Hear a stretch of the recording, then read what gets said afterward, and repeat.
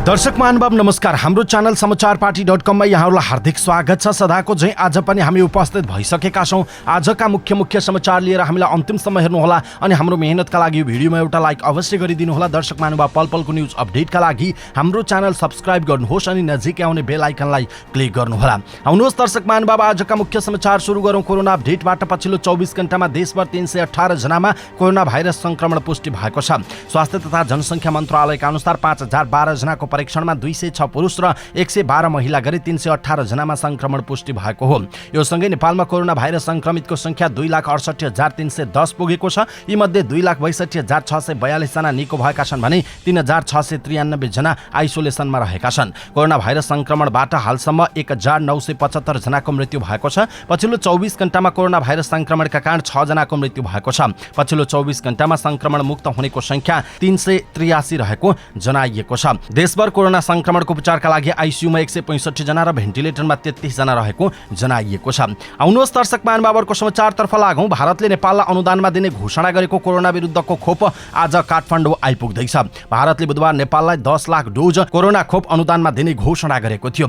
Oxford एक्स्ट्राजेनेकाले विकास गरेको तथा सेरम इन्स्टिच्युट अफ इन्डियाले उत्पादन गरेको कोभिसिल्ड खोप भारतले नेपाललाई दिन लागेको हो। स्वास्थ्य मन्त्रालय स्रोतका अनुसार बिहीबार बिहानै एयर इन्डियाको विमानबाट कोरोना विरुद्धको खोप त्रिभुवन अन्तर्राष्ट्रिय विमानस्थलमा आइपुग्नेछ।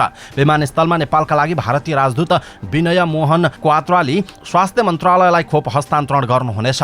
ती खोपलाई टेकु स्थित स्वास्थ्य सेवा विभागमा भण्डारण गरिनेछ। स्वास्थ्य सेवा विभागबाट प्रत्येक प्रदेशको भण्डारण केन्द्रमा खोप पठाइनेछ। तोकिएका खोप केन्द्रहरूबाट पहिलो चरणमा स्वास्थ्यकर्मी, सरसफाई कर्मी, सुरक्षाकर्मी, एम्बुलेन्स चालक, शव व्यवस्थापन गर्ने टोली लगायतलाई खोप दिने मन्त्रालयले जनाएको छ। स्वास्थ्य मन्त्रालयका खोप शाखा प्रमुख डाक्टर झलक शर्माका अनुसार 10 देखि 15 दिनमा कोरोना विरुद्धको खोप लगाउन सुरु गरिने जनाइएको छ।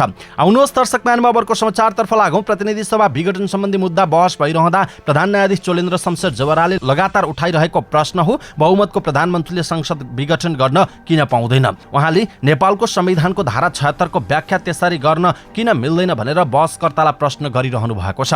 बुधबार वरिष्ठ अधिवक्ता डाक्टर चन्द्रकान्त गेवालीसँग पनि यही विषयमा प्रधान न्यायाधीश राणाको सवाल जवाफ भयो। प्रधान न्यायाधीशले लगातार उठाएको प्रश्न भन्दै गेवालीले बहुमतको प्रधानमन्त्रीले संसद विघटन गर्न नसक्ने आधार र कारण दिन खोज्नु भयो। उहाँले सरकार बन्ने सम्भावना हुँदासम्म संसद विघटन हुन नसक्ने भन्दै धारा 76(1) र धारा 76(2) अनुसार नियुक्त भएका प्रधानमन्त्रीले संसद विघटन गर्ने नपाउने बताउनु भयो। उपधारा 1 मा संसदमा बहुमत प्राप्त दलको संसदीय दलको नेता प्रधानमन्त्री हुने व्यवस्था छ भने उपधारा 2 मा 2 वा 2 भन्दा बढी दलको समर्थनमा बहुमत प्राप्त दलको नेता प्रधानमन्त्री हुने व्यवस्था रहेको छ। आउनुहोस् दर्शक महानुभावहरूको समाचारतर्फ लागौं। प्रमुख प्रतिपक्ष दल नेपाली कांग्रेसका सांसद प्रदेश नम्बर 1 का बहुसंख्यक केन्द्रीय नेताहरूले मुख्यमन्त्री शेरधन राईलाई समर्थन गर्न नहुने बताएका छन्। सत्तारूढ नेपाल कम्युनिस्ट पार्टी नेकपा विभाजनसँगै केपी शर्मा ओली समूहका मुख्यमन्त्री राई विरुद्ध प्रचण्ड माधव समूहले अविश्वासको प्रस्ताव राखेको छ। तर दुवैसँग प्रदेशसभाको बहुमत छैन। कांग्रेसले जसलाई समर्थन गर्यो उसको बहुमत पुग्ने अवस्था छ। बुधबार पार्टी सभापति शेरबहादुर देउवा र वरिष्ठ नेता रामचन्द्र पौडेलले प्रदेश 1 का केन्द्रीय नेताहरूसँग छलफल गर्नुभयो। देउवा निवास बुढा नीलकण्ठमा भएको छलफलमा कृष्ण प्रसाद सिटौला, शेखर कोइराला, मिनेन्द्र रिजाल, भीष्मराज आङदाम्बे, विश्वप्रकाश शर्मा, गुरु घिमिरे लगायतले मुख्यमन्त्री राईलाई समर्थन गर्न नसक्ने बताएका छन्। आउनुहोस् दर्शक महानुभावहरूको समाचारतर्फ लागौं। पूर्व प्रधान न्यायाधीश सुशीला कार्कीले सरकार गठन हुन सक्ने अवस्था हुँदासम्म संसद विघटन संविधानले परिकल्पना नै नगरेको बताउनु भएको छ। बुधबार काठमाडौँमा आयोजित कार्यक्रममा पूर्व प्रधान न्यायाधीश कार्कीले अहिले धारा 76(1) को सरकारले प्रतिनिधि सभा विघटन नै गर्न पाउँदैन त भन्ने प्रश्न उठाइएको बताउनु भयो। संविधानको धारा 76 को उपधारा 1 मा बहुमत ल्याउने दलको नेता प्रधानमन्त्री हुने व्यवस्था छ भने उपधारा 2 मा कुनै एउटा दलले बहुमत ल्याउन नसके 2 वा 2 भन्दा बढी दलको समर्थन प्राप्त प्रतिनिधि सभा सदस्य प्रधानमन्त्री बन्ने व्यवस्था छ। यस्तै उपधारा 3 मा 2 वा 2 भन्दा बढी दल मिलेर सरकार बन्ने अवस्था पनि नभए सबैभन्दा ठूलो दलको नेतालाई राष्ट्रपतिले प्रधानमन्त्री नियुक्त गर्ने व्यवस्था छ, जसले 30 दिनभित्र विश्वासको मत लिनुपर्नेछ। उपधारा 5 मा यही उपधारा 3 अनुसार बनेको प्रधानमन्त्रीले विश्वासको मत दिन नसके प्रतिनिधि सभाका कुनै सदस्यले विश्वासको मत प्राप्त गर्न सक्ने आधार प्रस्तुत गरी राष्ट्रपतिले प्रधानमन्त्री प्रधानमन्त्री नियुक्त गर्ने र उपदफा 5 मा 30 दिनभित्र विश्वासको मत लिनुपर्ने व्यवस्था छ। धारा 76 को सम्पूर्ण उपधाराले सरकार गठन हुन सक्ने अवस्था छ भने विघटन गर्ने होइन भनेको भन्दै पूर्व प्रधान न्यायाधीश कार्कीले भन्नुभयो, कुनै हालतमा पनि हाउसले सरकार दिन सक्दैन भने मात्र विघटनमा जान पाउँछ उहाँले भन्नुभएको छ। उहाँले आफूसहित 4 जना पूर्व प्रधान न्यायाधीशले देशकाल परिस्थिति हेरेर संविधानको व्याख्या गरिदिनुस् भन्दा अनावश्यक बात लागेको समेत गुनासो गर्नुभएको छ। आउनुहोस् दर्शक महानुभावहरुको समाचारतर्फ लागौं। नेकपा प्रचण्ड माधव समूहका अध्यक्ष पुष्पकमल दाहाल प्रचण्डले संवैधानिक निकासलाई सहजीकरण गर्न जनताको अदालतमा जाने बताउनु भएको छ। पेरिस टाडामा आयोजित आदिवासी जनजाति महासंघ नेपालको भेलालाई सम्बोधन गर्दै प्रचण्डले संविधानको मूल मर्म विपरीत संसद विघटन भएकाले जनअदालतमा जाने बताउनु भयो। जनताको अदालतमा गएर संवैधानिक निकायहरूलाई सहजीकरण गर्नुपर्ने अवस्थामा आइपुगेका छौं, यो दुर्भाग्यपूर्ण कुरा हो उहाँले भन्नुभयो। प्रचण्डले सर्वोच्च अदालत र निर्वाचन आयोगलाई दबाब दिने काम भइरहेकाले त्यसको खबरदारी गर्ने बताउँदै आउनु भएको छ। संसद विघटनले गणतन्त्र, संघीयता र समावेशिताको भावना विरुद्ध हमला भएको पनि बताउनु भएको छ।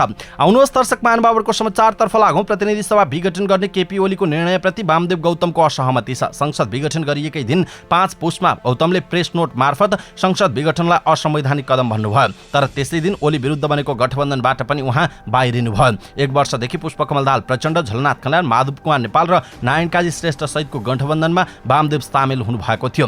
गत असारमा ओलीसँग अध्यक्ष र प्रधानमन्त्रीबाट राजीनामा माग्ने तहमै पुग्नुभएका गौतम यही गठबन्धनमा उभिँदै पार्टी उपाध्यक्ष र राष्ट्रिय सभा सदस्य पनि बन्नुभयो। तर संसद विघटनको विरोध गरेका गौतमले गठबन्धन छोड्नुमा भने नेकपा विभाजन कारक बन्यो। पार्टी विभाजन भए कतै पनि नलाग्ने घोषणा गौतमले धेरै पहिला नै गर्नुभएको थियो। पार्टी एकता जोगाउने शर्तमा प्रेस नोट जारी गरेरै गत 13 साउनमा ओलीलाई प्रधानमन्त्री र अध्यक्ष स्वीकार्न गौतम तयार हुनुभएको थियो। गौतम अडानबाट पछि हटेसँगै जोगिएको नेकपा 5 पुसपछि अन्ततः विभाजित भयो। गौतमको संयोजकत्वमा 751 सदस्यीय केन्द्रीय संरचना निर्माण अन्तिम चरणमा पुगेको गौतम निकट नेता हरि पराजुली बताउनुहुन्छ। उहाँका अनुसार अभियानमा जोडिन चाहनेको संख्या बढेको र विभाजित नेकपाका दुवैतर्फ खुलेकाहरूलाई समेट्न केन्द्रीय सदस्यको संख्या बढाइएको छ। आउनुहोस् दर्शक महानुभावहरुको समाचारतर्फ लागौं। गण्डकी प्रदेश सरकारले कोरोना भाइरस महामारीबाट प्रभावित व्यवसायलाई बिना ब्याज ऋण उपलब्ध गराउने भएको छ।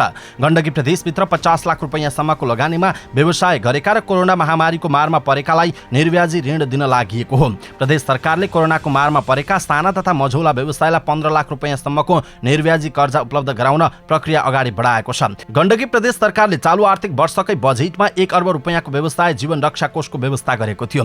बजेट आएको 7 महिनापछि बल्ल सरकारले कार्यविधि बनाएर कोष कार्यान्वयन प्रक्रिया अगाडि बढाएको हो। 50 लाख रुपैयाँसम्मका व्यवसायमा लगानी गरेका कोरोना पीडित व्यवसायलाई 50,000 देखि 15 लाख रुपैयाँसम्म ऋण उपलब्ध गराउने सरकारले कार्यविधि तय गरेको छ। आउनुहोस् दर्शक महानुभावहरुको समाचारतर्फ लागौं। जनता समाजवादी पार्टी जसपाका अध्यक्ष उपेन्द्र यादवले प्रधानमन्त्री केपी शर्मा ओलीको हालत अमेरिकी राष्ट्रपति डोनाल्ड ट्रम्प जस्तै हुने चेतावनी दिनुभएको छ। संविधान विपरीत मनोमानी तरिकाले काम गर्ने ट्रम्पलाई जाँदा जाँदै महाभियोग खेप्नु परेको चाहिँ ओलीलाई पनि त्यस्तै सामना गर्नुपर्ने उहाँले बताउनुभयो। संसद विघटनको विरोधमा जसपा सप्तरीले बुधबार सदरमुकाम राजविराजमा आयोजना गरेको विरोध सभालाई सम्बोधन गर्दै अध्यक्ष यादवले जाँदा जाँदै प्रधानमन्त्री ओली र राष्ट्रपति विद्यादेवी भण्डारीलाई पनि महाभियोगको सामना गर्नुपर्ने उहाँको भनाइरहेको छ। विरोध सभालाई सम्बोधन गर्दै जसपाका वरिष्ठ नेता राजेन्द्र महतोले प्रधानमन्त्री केपी शर्मा ओलीलाई महाप्रतिगमनकारीको संज्ञा दिनुभएको छ।